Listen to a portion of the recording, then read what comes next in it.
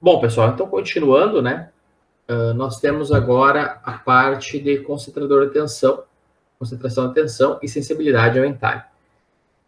Então, para cargas dinâmicas, né, como são as cargas, no caso fadiga, efeitos de concentradores de tensão podem ser aplicados. Obtendo KT como usual, KT é um fator de concentração, né, de tensão, que tem lá no apêndice A13 do livro Schigley, oitava edição. Para a fadiga, alguns materiais não são totalmente sensíveis ao KT, então um valor reduzido pode ser utilizado. O que nós temos aqui, então? Nós temos a seguinte fórmula. O que é a sensibilidade ao entalhe? Tá? Que varia de 0 a 1. 0 não sensível, 1 completamente sensível. O fator de sensibilidade ele é Kf menos 1, Kt menos 1. Kf é o fator concentrador de tensão de fadiga. Para cisalhamento, nós temos, em vez de Kt, o KTS. Tá?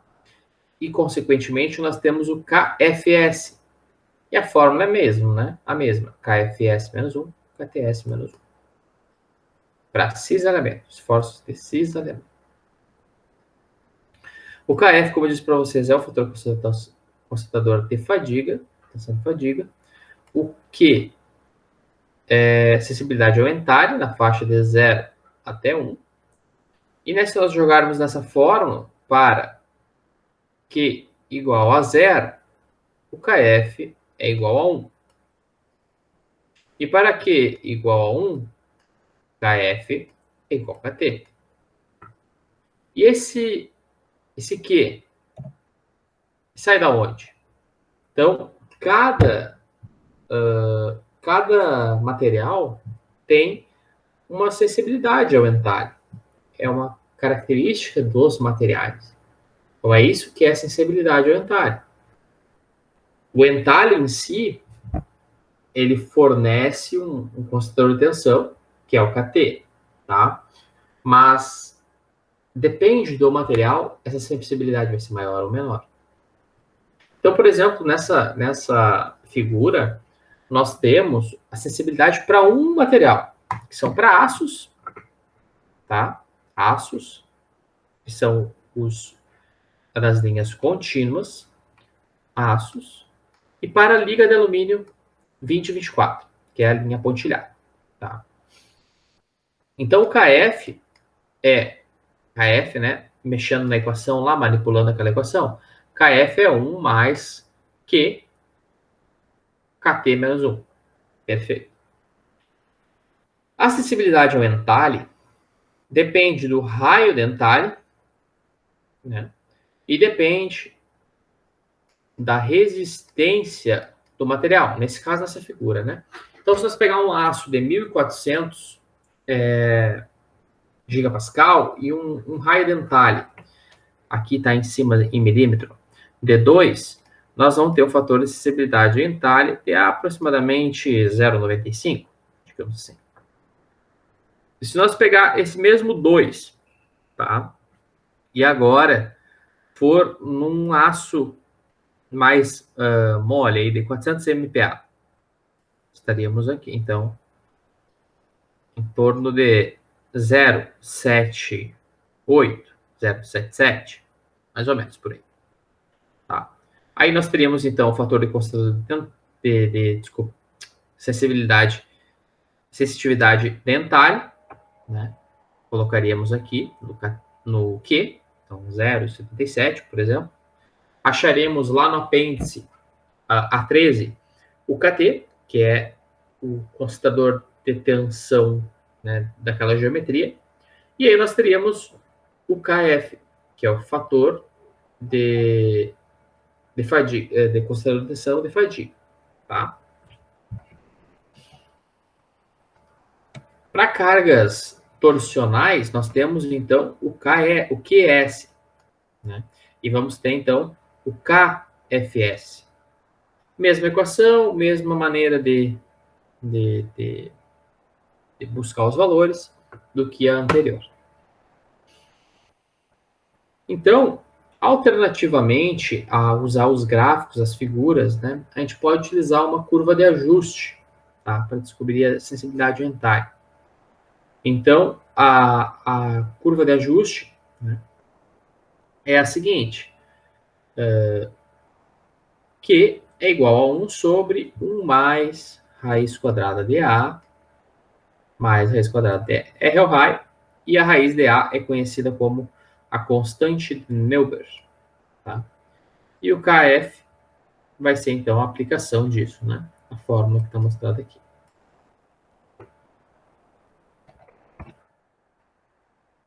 Ferros fundidos, pessoal, aqui tem uma observação, né? Ferros fundidos são sempre carregados de descontinuidades, as quais influenciam na resistência. Neste caso, recomenda-se usar, então, um Q de 0,2 para ferros fundidos, tá? Aços, então, olhar lá naquelas tabelas, e quando falar ferro fundido, Q 0,2. Um eixo de aço em flexão, tá? Um eixo de aço em flexão tem uma resistência última, né, a nossa famosa SUT, de 690 megapascal, desculpa. 690 megapascal. E um ressalto com um raio de arredondamento de 3 milímetros, conectando um diâmetro de 32 com um diâmetro de 38.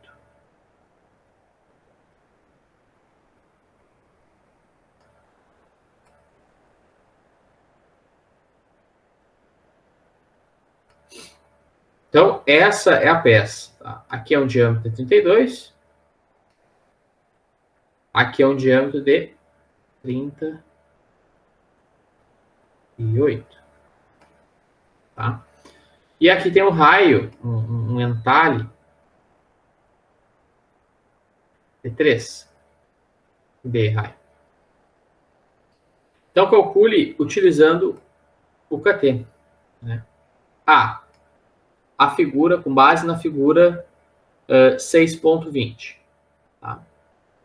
Se nós formos na figura 6.20,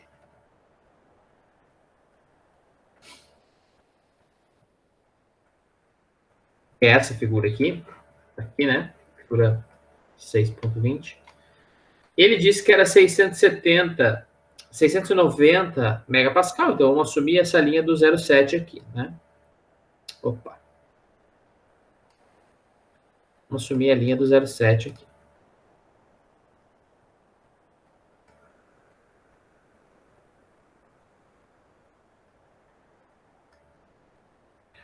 Depois, pessoal, ele disse que o raio era de 3 milímetros, né? Então, nós vamos lá no 3 aqui, ó. 690, um pouquinho mais para baixo, vai dar 0,8 sensitividade ao entalhe. Então, 0,8, o Q. Então, a gente vai voltar lá no exercício, nós vamos saber que o Q é igual a 0,8. Beleza? Ok. O que mais nós vamos achar, né? Nós temos que aplicar a fórmula. A fórmula do KF igual a 1 mais Q, abre parênteses, KT menos 1. Tá aqui já a resposta, né? Nós vamos precisar achar o valor de KT lá no gráfico. Figura A15.9, tá? Figura A15.9 do livro. Lá nessa figura A15.9, eu não vou mostrar para vocês que eu não estou com o livro aqui, certo? Eu vou fazer um negócio bem... Vai ter lá um eixo, né? Vai ter dois, assim. Então, aqui vai estar o diâmetro. diâmetro maior, aqui o diâmetro menor. Aí vai ter um gráfico, uma tabela, um gráfico, na verdade. Aí tu vai colocar, usando a relação desão sobre desinho, diâmetro maior sobre diâmetro menor, 1,1875. Raiozinho, raio dentário, que é 3 milímetros, dividido por o diâmetro menor, que é 32, vai dar outro número. E aí, com isso, nós vamos para o gráfico, e no gráfico nós vamos encontrar o KT igual a 1,65. Nesse caso, então, com base nessa figura 20, que a gente teve o Q, aqui ele chamou o Q de 0,84, nós dissemos que era 0,8, não tem problema. A gente visualizou 0,8, vamos usar o 0,84 para dar igual ao do livro, né? Substituindo na fórmula, nós temos KF igual a 1 mais 0,84, que foi a sensitividade ao entalhe, abre parênteses, KT, 1,65 menos 1, e aí multiplica, né, os valores, soma com 1 aqui, vai dar um KF de 1,55. Beleza.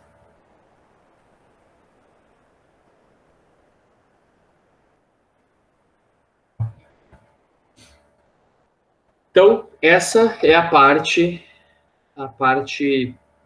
de sensibilidade ao entalhe, né? Ele fez fator considerando detenção de fadiga. Beleza. Então, aqui a gente já começa com uma realidade de um projeto, né? De um eixo, propriamente dito. A figura 622A, então a parte de cima dessa figura, né? São duas figuras, a parte de cima, mostra um eixo rotativo simplesmente apoiado em mancais de esfera, em A e D. Né? Aqui nós temos o A, e aqui nós temos o D. E ele é carregado por uma força não rotativa F de 6,4. Tá? Tem uma carga ali no meio. Usando resistências mínimas da STM, calcule a vida da peça. Então a gente quer saber a vida dessa peça. Beleza. Logo abaixo, a gente já começa com algumas coisas, né? Já começa com um diagrama de momento fletor. Por quê, pessoal? A gente precisa saber o ponto da possível falha, né? E a gente, né, você sabe que a possível falha ocorrerá muito provavelmente no valor de maior momento fletor. Então, aqui foi feito o gráfico do momento fletor, isso aqui é a mecânica dos sólidos, né? Então, foi feito o gráfico, sai de zero, que é o apoio, né? Vai até o ponto B, a seção B, né? Da seção B vai ao momento máximo, 6,8, né? O ponto é a aplicação da carga. Depois, quando muda a seção aqui na seção C, vai ter o momento C. E no D, vai ter, então, um apoio, retorna para zero. Perfeito. Algumas observações a gente deve fazer. Esse diâmetro aqui é 32, esse é 38. Esse diâmetro é 35. Então, a princípio, né, pela gama aqui, se tu olhar pelo nível de tensão, de momento, desculpa, que vai ser, no caso, um nível de tensão, muito provavelmente, por aqui também ser no ponto B, ter esse entalhe, né, e ter também esse diâmetro menor, provavelmente a falha vai ocorrer no B. Mas seria interessante também te verificar no M, no máximo, né? Na aplicação da carga, também quanto que seria esse caso. Bom, vamos começar por onde? Então, isso que eu falei para vocês, né? Provavelmente a falha ocorrerá em B em vez de C, ou no ponto do momento fletor máximo. O ponto B tem uma seção transversal menor, um momento flexor maior e um fator de tensão maior que C. E o local de momento máximo tem uma dimensão maior e nenhum fator de consideração de tensão. O que eu falei para vocês. O B provavelmente é o ponto aonde vai ocorrer a falha. Isso vai muito, então, do feeling do projetista e também dos dados, né? A gente tem os gráficos, o diagrama de momento fletor, né? Então, a gente acaba tendo esses dados. Primeiro, vamos resolver o problema calculando a resistência no ponto B, visto que ela será diferente em qualquer outro lugar e comparando essa resistência com a tensão no mesmo ponto. Então, primeiro, vamos descobrir no ponto B como seria o limite de resistência à fadiga.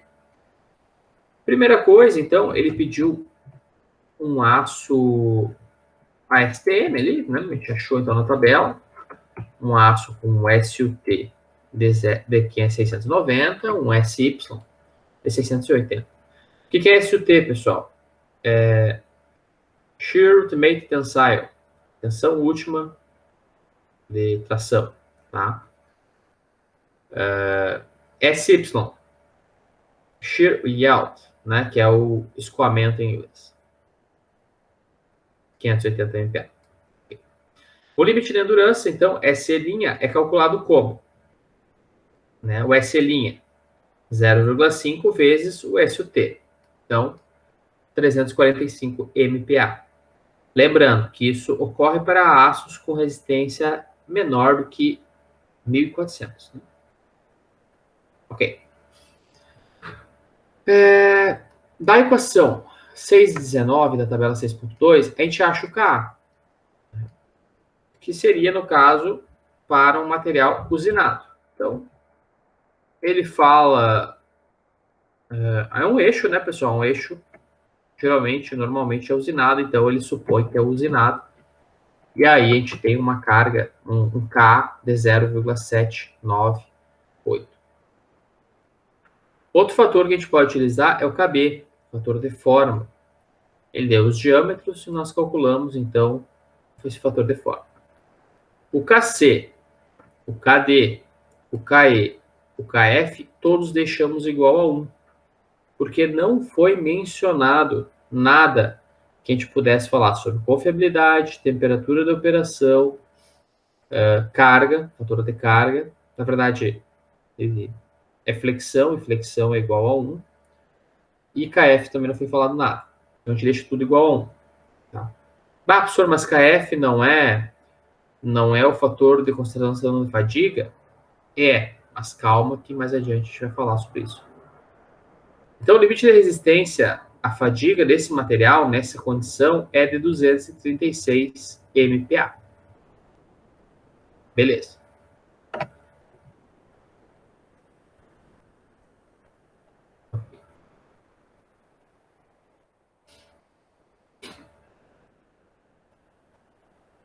Isso, pessoal, é para uma condição, né, que a gente tem, sem levar em consideração, então, algumas coisas. Tá? Para encontrar o fator geométrico de tensão, KT, entramos na figura A15,9, com diâmetro maior sobre diâmetro menor, o Rzinho, que é o Heidenthal, dividido pelo diâmetro menor, e vamos ler o KT, que é 1,65.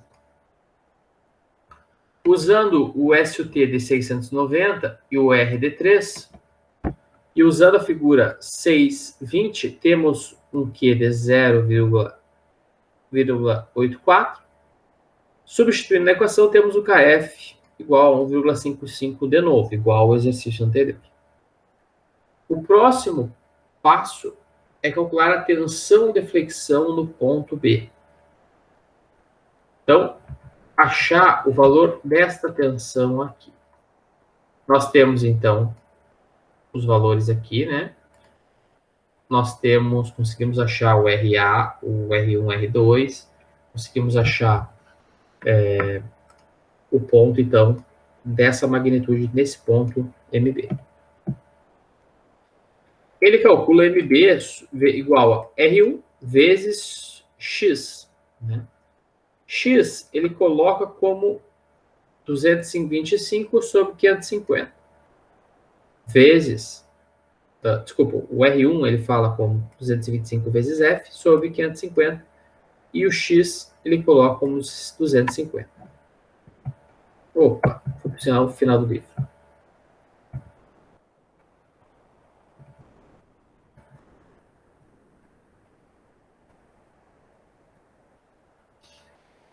Então, resolvendo, ele acha que no momento B nós temos 695,5 newtons-metro.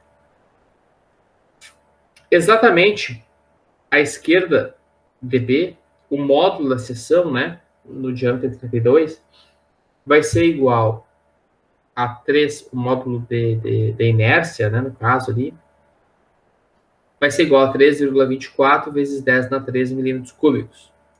A tensão, de momento, e supondo vida infinita, tensão é igual a mc sobre I, só que nós temos que considerar o Kf também.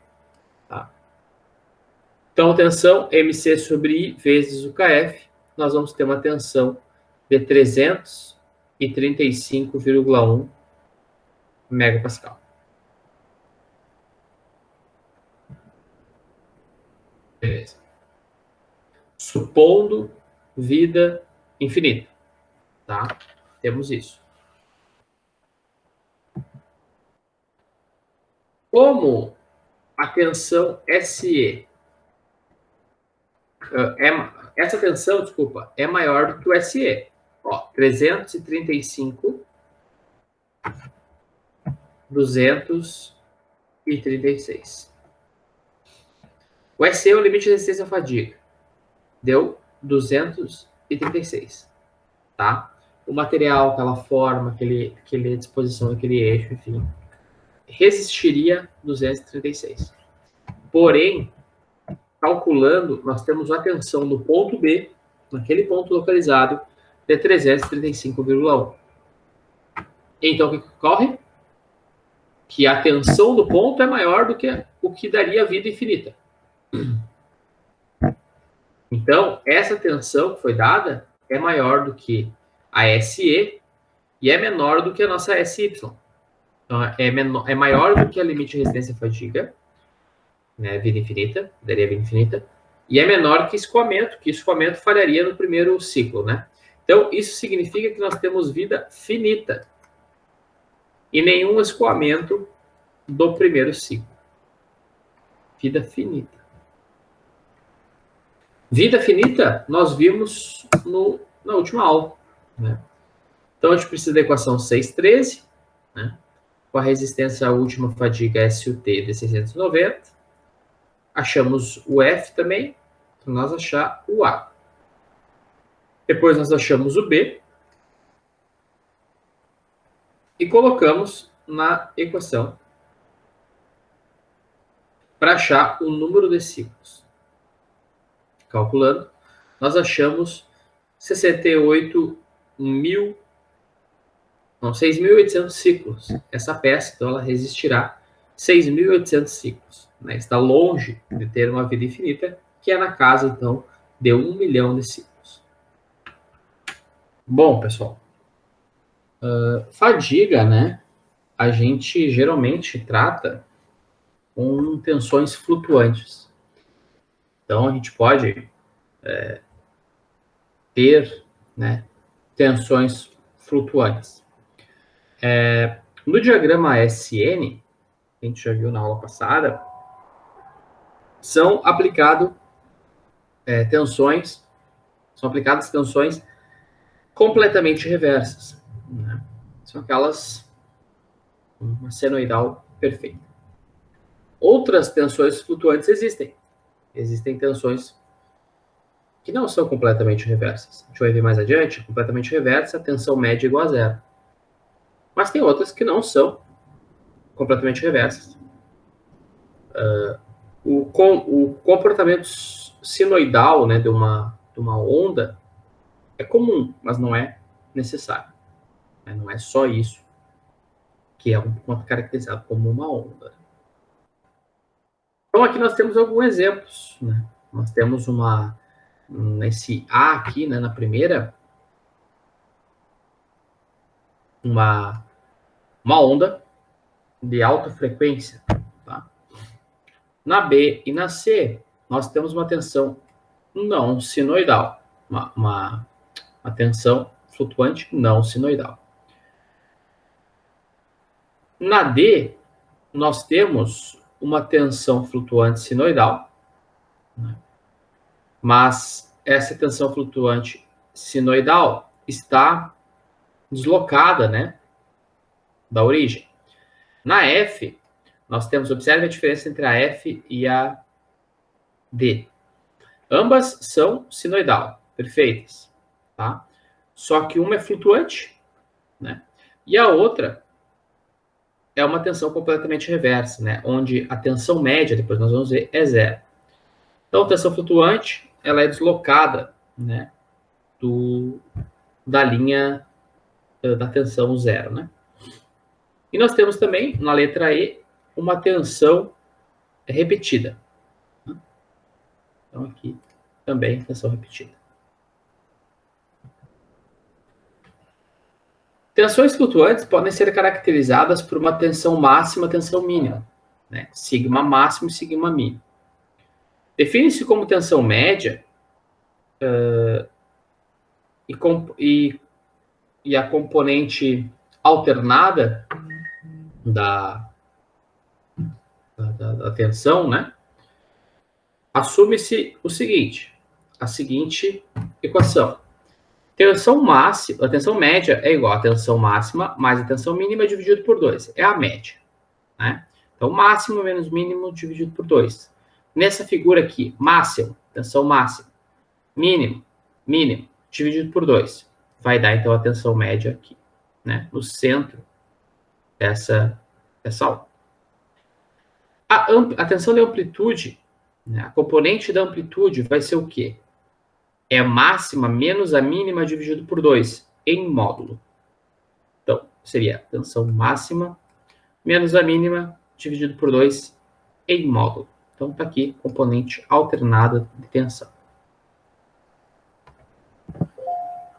Outra definição é a razão de tensão, que é a tensão mínima sobre a tensão máxima. E a razão de amplitude é a tensão alternada, né, a tensão de amplitude sobre a tensão média. Tá? Então, são essas razões também são definidas.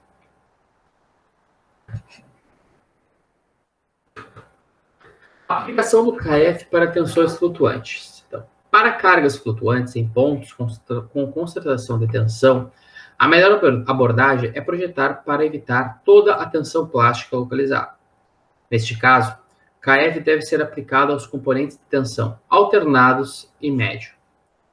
Quando a deformação localizada ocorre, alguns métodos, por exemplo, o método da tensão média nominal e o método da tensão residual, recomendam apenas a aplicação de KF à tensão alternada. O método de Dowling recomenda aplicar KF na tensão alternada e KFM na tensão média, onde KFM é KFM é igual a KF se o KF da tensão máxima é menor do que a tensão de escoamento. Se o KF na tensão máxima é menor do que a tensão de escoamento. O KFM tem esta fórmula se o KF da tensão máxima é maior do que a tensão de escoamento.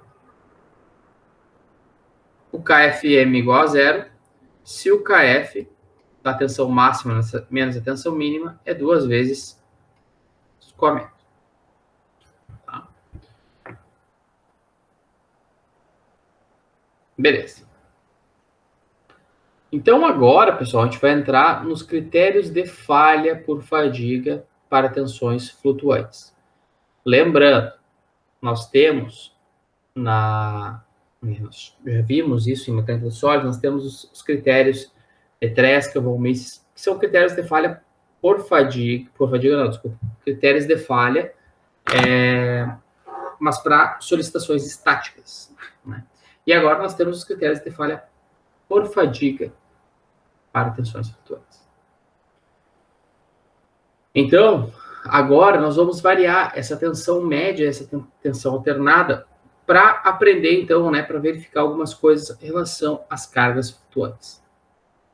Os métodos mais comuns de plotagem de resultados são o Goodman modificado, o Gerber, o asma elíptica e o Langer. Tá? Esses são os 4 métodos mais comuns, então, de plotagem de resultados.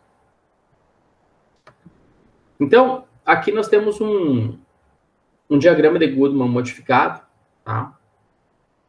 A tensão média plotada na abscissa, tensão média plotada na abscissa, então tá aqui, tensão média. Todos os outros componentes na ordenada.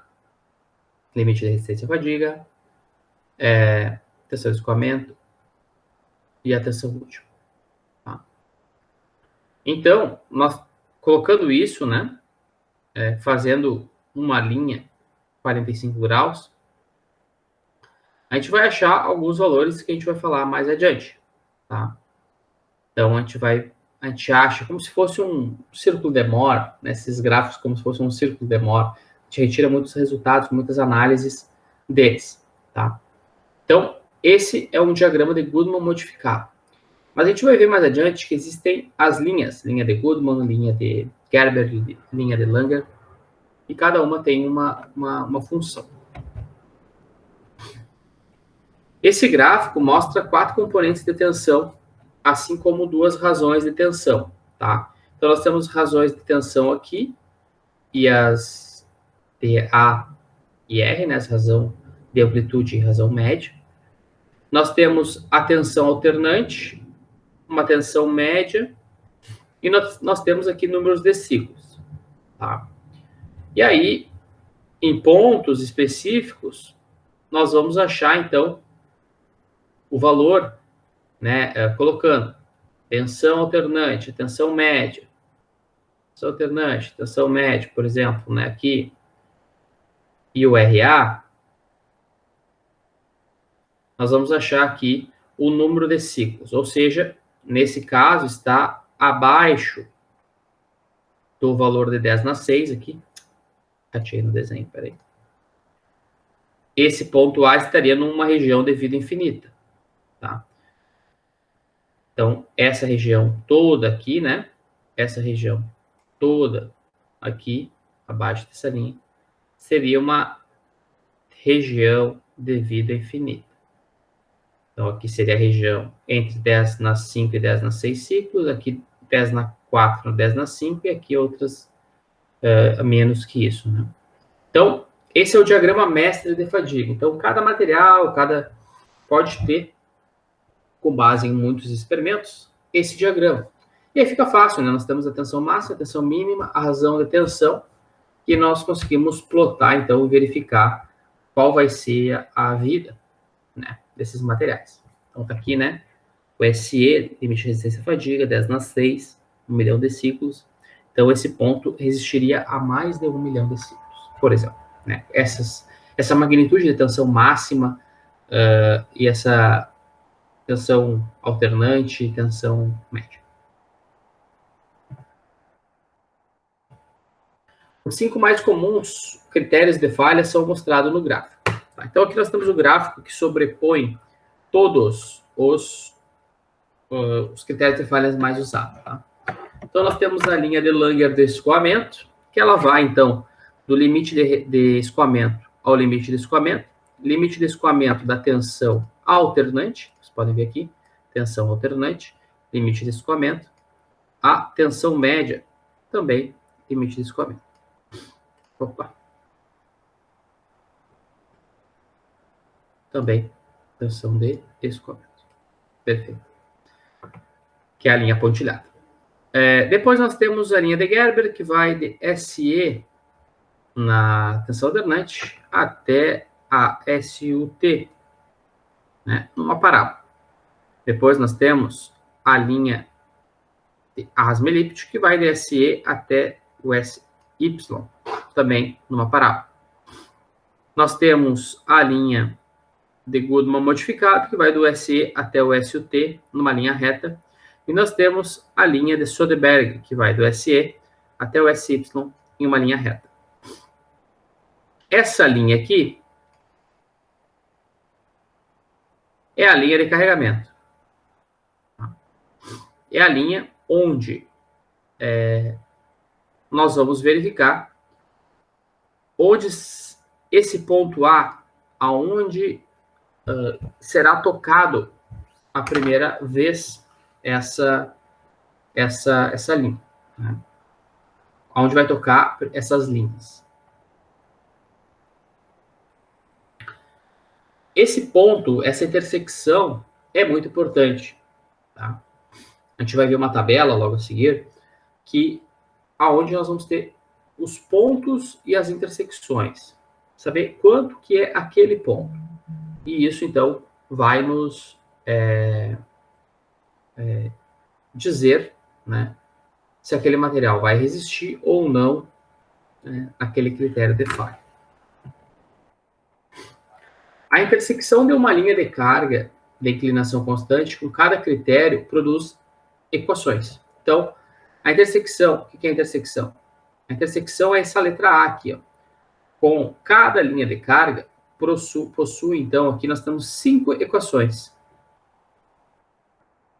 Então, cada linha daquelas tem uma equação e elas estão explicadas aqui, tá? Então, tem Goodman modificada, tem Gerber, tem Asme-Lipschitz, tem Langer, tem Soderberg. As mais importantes são Goodman, Gerber e Asme-Lipschitz, as mais utilizadas, tá? Na equação, então, tensão A é a tensão alternada, tensão M, tensão média, limite de resistência à fadiga, limite de escoamento, o N é o fator de segurança, tá?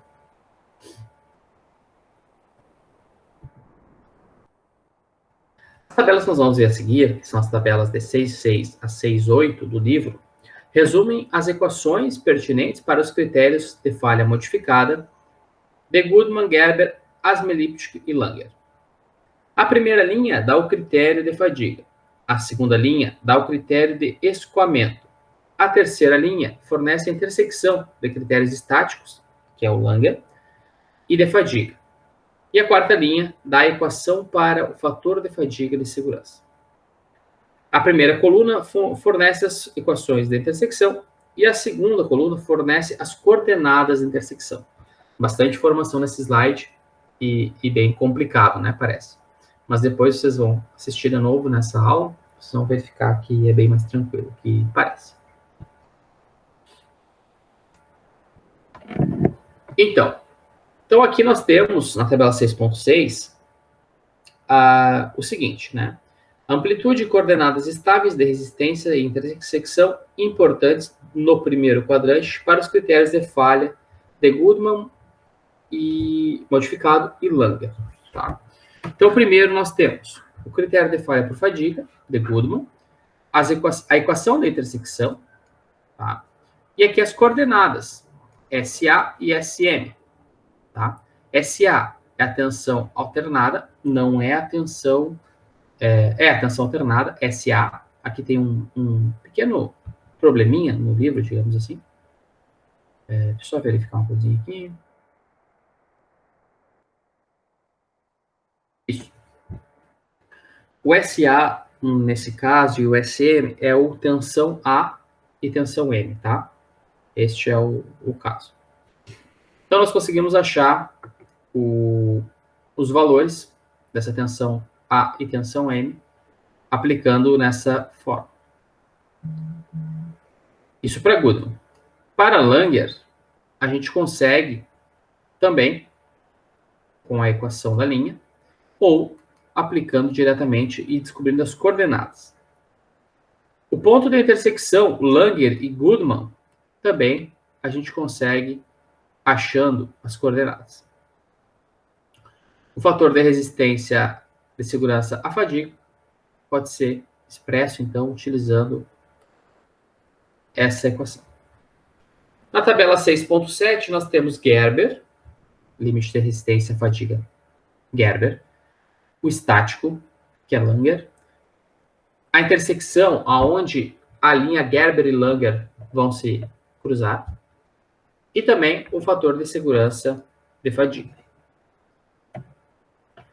Na tabela 6.8, nós temos a equação da linha e as coordenadas, que são mais importantes para nós, do asma elíptico. Nós temos na segunda linha desse painel Langer, que é o método estático. Na terceira linha, aonde então vai ter a intersecção das linhas asma elíptico e Langer. E no final, o fator de segurança desse método de asma elíptico. Eu queria achar uma figura aqui, mas acho que vai ser só no exercício mesmo. Beleza. Bom, então começando o exemplo 6.10. Uma barra de diâmetro de 40 milímetros foi usinada de uma barra de aço AISE 1050, um aço 1050, repuxada a fluido. Essa barra deve aguentar uma carga de tração flutuante variando de 0 a 70. Por causa das extremidades do raio de arredondamento, o fator de concentração de tensão de fadiga, KF, é 1,85, para a vida de 10 na 6 ou maior.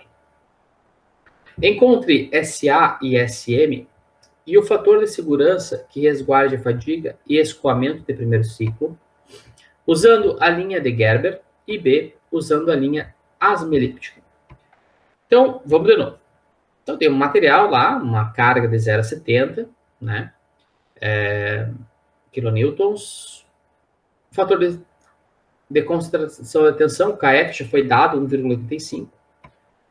Encontre o SA e o SM, então a componente alternada é a componente média, e o fator de segurança, que resguarde de fadiga e o escoamento de primeiro ciclo. Tá? Usando a linha de Gerber, e B, usando a linha de fadiga asma elíptico. Começamos, então, com algumas observações. Né? Na tabela A18, nós temos SUT 690, SY 580, e note, né, que FA, a força alternada, que é igual à força média, é igual a 35. Por quê? Porque a gente faz, uma carga flutuante variando de 0 a 70.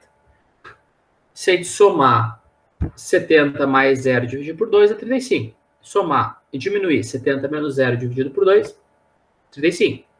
Então, né, em ambos os casos, nós temos 35 como a força alternada e a força média. Os fatores de Marin vão ser, então, K, KB, KC, KD, KE, KF. O KA nós sabemos, porque ele diz que é usinado, então a gente acha o KA, 0,798. O KB, ele diz que é um carregamento axial, em algum momento ele diz... Bom, ele não diz. Fator de forma, desculpa. Aí é 1. O KC, 0,85, tá? Que é daí calculado em relação ao diâmetro. Deixa eu lembrar o KC que é mesmo. Esse caso aí é muito caro na minha cabeça.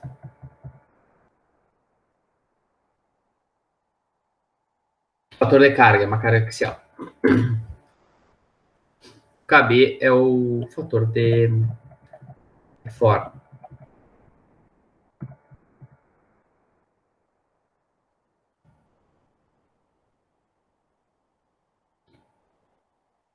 E o KD, KF, K é igual. Então, nós temos o SE, nosso limite de resistência à fadiga, de 234 MPa. Daqui nós já tiramos alguns pontos importantes para o gráfico, né? O gráfico lá, onde a gente plota as linhas. Nós temos o SE, que vai no gráfico, nós temos o SUT e nós temos o SY, tá? Que vai no gráfico. Então, a gente já conseguiria começar a construir o gráfico. Né? As componentes nominais de tensão normal, tá? Tensão A normal, né? Tensão M normal são força sobre tensão, né? É força sobre ar. Então, FA sobre πd ao quadrado sobre 4. E nós vamos ter, então, 27,9. Aqui é megapascal, tá? Não é sinal de menos aqui. Tá? É M. Tá? Um errinho aí no livro. 27,9 megapascal. Em ambos os casos, porque a tensão, a força é a mesma. Então, aplicando ao entalhe, né? Então, essa é a nominal, né? Tensão normal nominal. Aplicando o KF do entalhe, 1,85, nós vamos ter a tensão A como 51,6 e a tensão média, né? E a tensão alternada, 51,6. Então, temos mais 2 pontos para o nosso gráfico. Tá? Tensão A, tensão E. Primeiro, vamos calcular, então, os fatores de segurança. No painel inferior da tabela 6.7, o fator de segurança de fadiga para o método letra A é Gerber é o seguinte, tá aqui. 1 meio SUT sobre o S, ou tensão A ou tensão M, vezes tensão A ou tensão M sobre SE, abre chaves, menos 1 mais raiz quadrada de 1 mais 2 vezes tensão A, ou tensão M, né, porque é o mesmo valor, dificulta para saber, o SE sobre SUT vezes a tensão também. Isso vai dar um coeficiente de fadiga de 4,13. Tá? Uma fadiga, um fator de coeficiente, um fator de segurança bem interessante, né? Na equação 648, o fator de segurança resguardando o escoamento de primeiro ciclo vai dar em 5,62, que é, né, o fator de segurança do primeiro ciclo, 580, sobre a soma das tensões alternadas e tensão média. Então, isso mostra, né, que o coeficiente de segurança de fadiga é menor do que o coeficiente de segurança de escoamento. Isso mostra, então, que a fadiga ocorrerá primeiro, né, porque o fator de segurança dela é menor que o outro. Isso pode ser visto na figura 6.28, na qual a linha de carregamento intercepta primeiro a curva de fadiga, de Gerber, no ponto B. Se os traços fossem criados em escala verdadeira, seria visto que NF é igual a OB sobre OA. Vamos ver a figura 6.28. Figura 6.28. Linha de Gerber. Linha de fadiga de Gerber. Vou pintar ela. Tá? Vai lá no SE, 234, e até o SUT, 690. A linha de carregamento, ela sai daqui, ó. S 51,6, 51,6. O que é isso? Eu lembrei agora, pessoal, a definição certinha do SA e SM, tá? Lembrei certinho. Aqui é tensão A e aqui é tensão E. Beleza. O ponto B é a tensão onde seria aqui SM, é a tensão média, ISA. A tensão média é a tensão alternada, onde intercepta, a linha de carregamento intercepta a curva de fadiga de Gerber. Tá? Então, esse é o ponto. O ponto C é a linha onde a linha de carregamento intercepta Langer. O que dá para ver aqui? Se intercepta primeiro Gerber, quer dizer que vai falhar por fadiga antes do que falhar por carregamento. Por escoamento. Tá? Então, o SA e o SM são essas intersecções na tensão, na ordenada das médias e na ordenada das alternadas. O SA e o SM. Por isso que não é sigma A e sigma M que eu tinha falado para vocês. Tá? Então, por isso que é SA e SE. Beleza. Ainda do painel 6.7, né, nós conseguimos achar o SA, a tensão A, que é 211,9, e a tensão e a tensão M, que também é 211,9, tá? Ambas as tensões, tem dois slides iguais. Ambas as tensões são 211,9. Da onde do Gerber aqui, ó, dessas coordenadas da intersecção. Coordenadas da intersecção de Gerber, aonde a linha de carregamento vai fazer a intersecção com Gerber. São essas as coordenadas SA e SM. Aonde a linha de carregamento vai interceder com Langer. São essas coordenadas essas coordenadas. Aonde a linha de intersecção vai aonde a linha de Gerber e Langer vão se cruzar. São nessas coordenadas de intersecção. Se nós voltarmos no gráfico, nós vamos ver o seguinte. Onde a linha de Gerber e a linha de Langer se cruzam, aqui no ponto D, tá? Nós vamos calcular também, para mostrar, né, todo o procedimento. Então, vocês vejam que a gente está calculando todos os procedimentos, todos os pontos. Depois a gente pode traçar essas curvas, né? E verificar o que vai ocorrer. Beleza. Então, SA e SM, ok. Né? Então, a gente calculou tensão A alternada, tensão média, o SA e o SM, são as intersecções na linha das amplitude de tensão e na linha da tensão média, para onde intercepta Gerber com a linha de carregamento. Agora, nós vamos achar outro ponto de intersecção. Tá?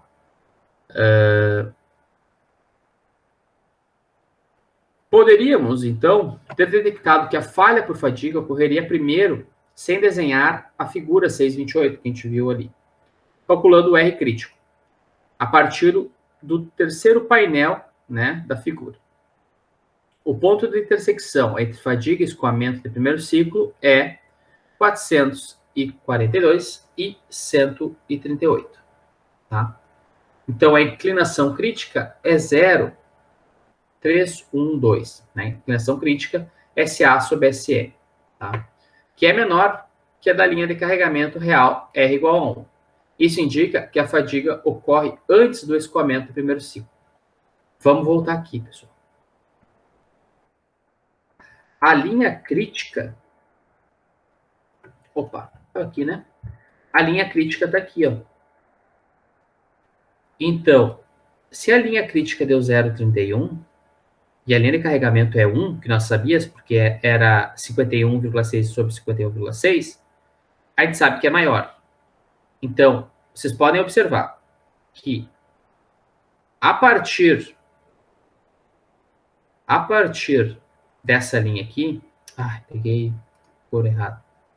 A partir dessa linha aqui, linha crítica, para baixo, ela toca primeiro a linha de escoamento, né, a linha de Langer, então escoaria no primeiro ciclo, e para cima dela, ela falha por fadiga. Tá? Então, essa é a jogada do R crítico. Tá?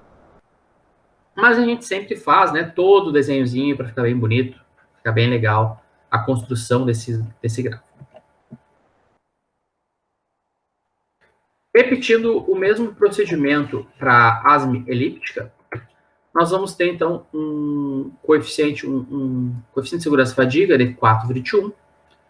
Uma vez que é menor que 5,62, também prevê que a fadiga ocorre primeiro.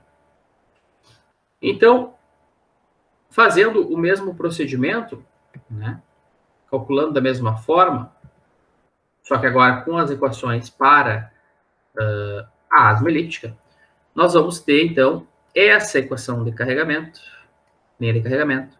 Nós vamos ter essa linha desenhada.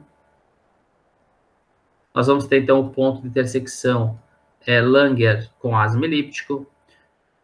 Aqui vai ser o R crítico, onde eu desenhei, né? Para baixo, então, dessa linha verde que eu desenhei por último, nós vamos ter, então, vou mudar a cor dessa linha, né? para baixo dessa linha roxa que eu desenhei, a gente vai ter, então, um escoamento do primeiro ciclo, porque a linha de carregamento tocaria, uma fictícia linha de carregamento, tocaria primeiro a linha de Langer. Acima desse ponto, ela toca primeiro a linha de asma elíptica, que daria, então, uma falha por fadiga. Tá? Então, todas essas coordenadas, né, que é 217, 290, 418 e 162, 51,6 é o mesmo, estão calculadas aqui, né, nesse passo aqui, né? Então, os critérios de falha por fadiga de Gerber e asma elíptico são muito próximos um do outro e são usados de forma intercambiável. A norma ANSI B106 1.1M de 1985 usa asma elíptico para eixos. Tá? Então, a gente vai ter lá critérios de falha de eixos, critério asma elíptico. Tá? Por causa dessa questão, então, do critério de falha por fadiga.